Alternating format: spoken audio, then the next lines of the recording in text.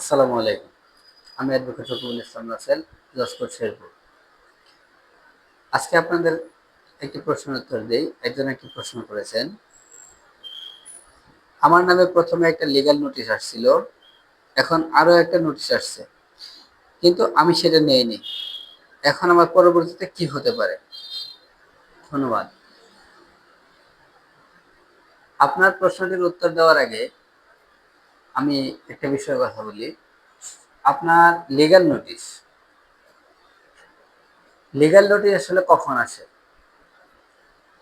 Legal notice শুধুমাত্র যে চেকের মামলা হবে আপনার বিরুদ্ধে, চেকের মামলার পূর্ব শর্ত হিসেবে লিগ্যাল নোটিশ আসে, ঠিক সেরকমটা নয়। কিন্তু কারণ লিগ্যাল নোটিশ শুধুমাত্র চেকের মামলাতেই আসে না, চেকের মামলা সহ আরো অন্যান্য বিভিন্ন বিষয়ে লিগ্যাল নোটিশ আপনার কাছে আসতে পারে। আপনার সাথে কারো জমি জমা নিয়ে বিরোধ, তবুও আপনাকে সে চাইলে একটা লিগ্যাল নোটিশ পাঠাতে পারে। অথবা আপনার সাথে কোনো পারিবারিক বিরোধ, চাইলে সে আপনাকে একটা লিগ্যাল নোটিশ পাঠাতে পারে। অথবা আপনার সাথে অন্য যে কোনো সমস্যা, আপনি তার কাছ থেকে টাকা নিয়েছেন, সেও আপনাকে লিগ্যাল নোটিশ পাঠাতে পারে। আপনার চেক দিয়েছেন, চেকের জন্য তো অবশ্যই লিগ্যাল নোটিশ পাঠাতে হবে। এছাড়া অন্য বিষয়ে আপনি তার কাছ থেকে যখন টাকা নিয়েছেন, চাইলে সে আপনাকে একটা লিগ্যাল নোটিশ পাঠাতে পারে। তো লিগ্যাল নোটিশ যদি আপনার কাছে আসে, আমরা প্রায়শই দেখে থাকি, যখন কারোর কাছে লিগ্যাল নোটিশ আসে, তখন অনেকে ভয়ে হোক, আতঙ্কে হোক, অথবা যে কোনো কারণে, অন্য যে কোনো কারণে হোক, সে লিগ্যাল নোটিশটা অ্যাকসেপ্ট করতে চায় না। সে লিগ্যাল নোটিশটা গ্রহণ করে না, লিগ্যাল নোটিশটা অধিকাংশ ক্ষেত্রে ফেরত আসে। তো এখন আমি আপনাদেরকে যে বিষয়টা বলবো, আপনার কাছে যদি কখনো লিগ্যাল নোটিশ যায়, বা আপনাকে পিয়ন যদি আপনার কাছে কোনো লিগ্যাল নোটিশ নিয়ে যায়, তাহলে আপনার উচিত অবশ্যই সেই লিগ্যাল নোটিশটা গ্রহণ করা। কারণ আপনি যদি সেই লিগ্যাল নোটিশটা গ্রহণ না করেন, তাহলে আপনাকে যে লিগ্যাল নোটিশটা পাঠিয়েছে, অর্থাৎ প্রেরক বা নোটিশ দাতা, সে নোটিশটা পাঠানোর পরে আপনি সেই নোটিশটা অ্যাকসেপ্ট করেন অথবা না করেন, সে কিন্তু আপনার বিরুদ্ধে সেই নোটিশ দেখিয়ে মামলা করতে পারবে। কারণ আপনাকে যে যখন সে নোটিশটা পাঠিয়েছে, সে একটা রেজিস্ট্রি ডাকযোগে নোটিশটি পাঠিয়েছে। তো তার মামলা করার জন্য শুধুমাত্র আপাতত দৃষ্টিতে ওই ডাক রসিদটা আছে, এটাই যথেষ্ট।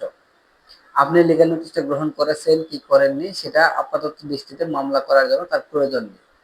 সুতরাং আপনার জন্য সবথেকে ভালো হয়, আপনার কাছে যখন কোনো নোটিশ যায়, সেটা যে বিষয়ে নোটিশই হোক, আপনি সেই নোটিশটা গ্রহণ করবেন। এবং গ্রহণ করে আপনি নোটিশটা বের করে পুরোপুরি নোটিশটা পড়বেন।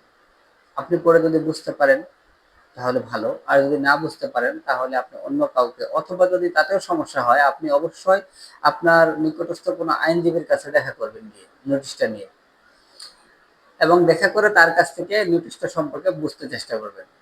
এবং উনি আপনাকে নোটিশ সম্পর্কে যে বিষয়টা বলবে, সেই বিষয়ে আপনি যে নোটিশ দাতা আপনাকে যে নোটিশটি, প্রেরক যে নোটিশটি পাঠিয়েছে, সেই নোটিশে তার যে দাবি এবং আপনার দাবির সাথে বাস্তবতাটা কি, এই বাস্তবতাটা আপনি আপনার আইনজীবীর সাথে, ওনার সাথে আপনি শেয়ার করবেন। এবং অবশ্যই আপনি এই নোটিশের উত্তরটা দেওয়ার চেষ্টা করবেন, বিস্তারিত বর্ণনা করে আপনার সাথে তার কিরকম লেনদেন বা কিরকম সমস্যা চলতেছে বা কি সমস্যা আছে, এই বিস্তারিত বিষয় উল্লেখ করে আপনি আপনার ওই আইনজীবী সাহেবের মাধ্যমে যে নোটিশ প্রেরক বা নোটিশ দাতা, তাকে অবশ্যই নোটিশের উত্তর দেওয়ার চেষ্টা করবেন। এবং অবশ্যই ওই নোটিশ উত্তরের কপিটা আপনার সাথে রাখার চেষ্টা করবেন, রেজিস্ট্রি ডাকযোগের এডি সহ আপনার কাছে রাখার চেষ্টা করবেন।